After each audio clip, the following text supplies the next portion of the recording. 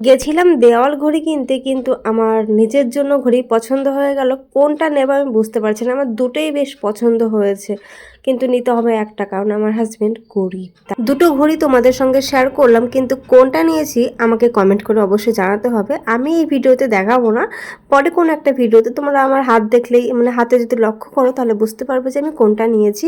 আর হ্যাঁ, দেয়াল ঘড়ি কিনতে গেছে, দেয়াল ঘড়ি তো নিয়েইছি, কারণ ওটা আগে ইম্পর্টেন্ট আমাদের রুমের জন্য। তারপরে কিছু বাসনের দরকার ছিল, আমি এখান থেকে কিছু বাসন নিয়েছি।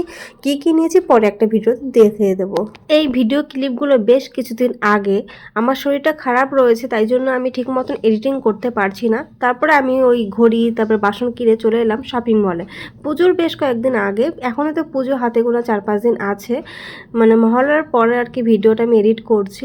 আর এটা মহলার আগের ভিডিও।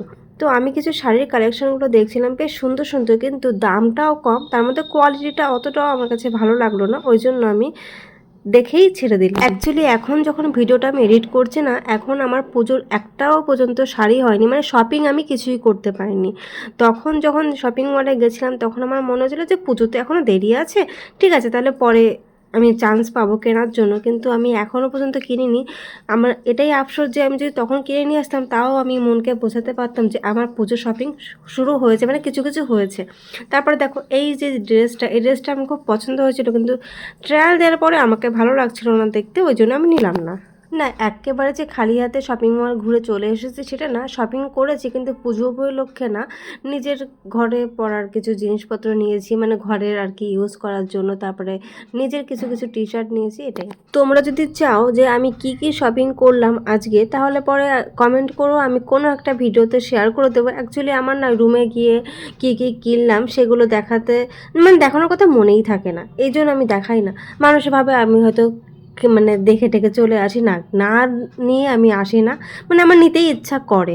যেমন কিচেনের সামগ্রী যেসব জিনিসপত্র আছে, এগুলো তো আমার আগের চোখ যায়, এগুলো তো আমি নিয়ে নিয়ে ঘর পুরো ভরে ফেলেছি।